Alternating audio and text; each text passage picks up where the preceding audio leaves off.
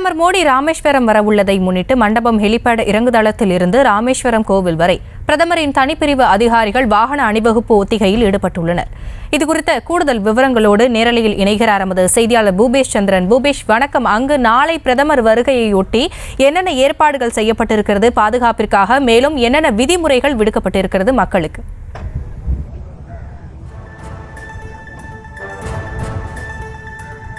நிச்சயமாக வணக்கம் ஹாசினி. அதாவது ராமநாதபுரம் மாவட்டம் பாம்பன் பகுதியில் 550 கோடி ரூபாய் செலவில் ரயில்வே துறை சார்பாக புதிதாக கட்டப்பட்டுள்ள மேம்படுத்தப்பட்ட ரயில்வே மேம்பாலத்தை திறந்து வைப்பதற்காக பிரதமர் மோடி நாளை ராமநாதபுரம் மாவட்டம் மண்டபம் பகுதியை வந்தடைகிறார். இலங்கையிலிருந்து தனி விமானம் மூலியமாக ஹெலிபேட் இறங்குதளத்தில் வந்து அங்கிருந்து பாம்பன் பாலத்தை திறந்து வைப்பது, அதே போல பல்வேறு நிகழ்வுகளில் கலந்து கொள்ள இருக்கக்கூடிய சூழலில் இந்த மாவட்டத்தில் குறிப்பாக மண்டபம் பாம்பன் உள்ளிட்ட பல்வேறு பகுதிகளிலும் பிரதமருடைய தனி பிரிவு அதிகாரிகள் கட்டுப்பாட்டில் கொண்டு வரப்பட்டுள்ளது.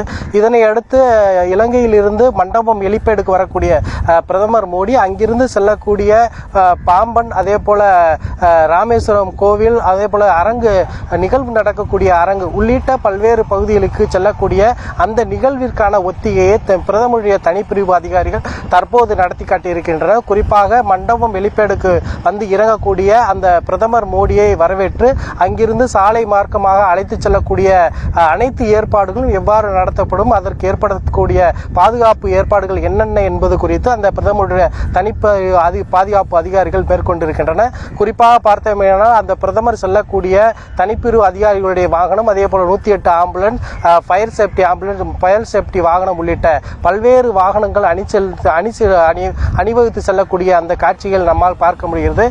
மண்டபம் ஹெலிபேட் இறங்குதளத்திலிருந்து பாம்பன், ராமேஸ்வரம் உள்ளிட்ட பகுதிகளுக்கு செல்லக்கூடிய 7 கிலோமீட்டர் தூரம் வரையிலான அந்த பகுதிகளில் பிரதமருக்கான அணிவகுப்பு ஒத்திகையை தற்போது அதிகாரிகள் மேற்கொண்டு வரக்கூடிய சூழலில் இந்த பொதுமக்களுக்கான பாதுகாப்பு முன்னேற்பாடுகளாக அந்த குறிப்பிட்ட வழித்தடங்களில் நிறுத்தம் செய்வது தொடர்பாகவும் தற்போது ஒத்திகை நடைபெற்று வருகிறது. ஆங்காங்கே பொதுமக்கள் நிறுத்தப்பட்டு அந்த அணிவகுப்பு ஒத்திகையானது தற்போது நடைபெற்று வருகிறது என்பது குறிப்பிடத்தக்கது.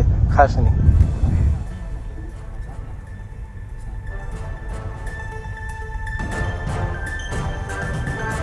விவரங்களை நேரலையில் இணைந்து வழங்கியமைக்கு நன்றி பூபேஷ்.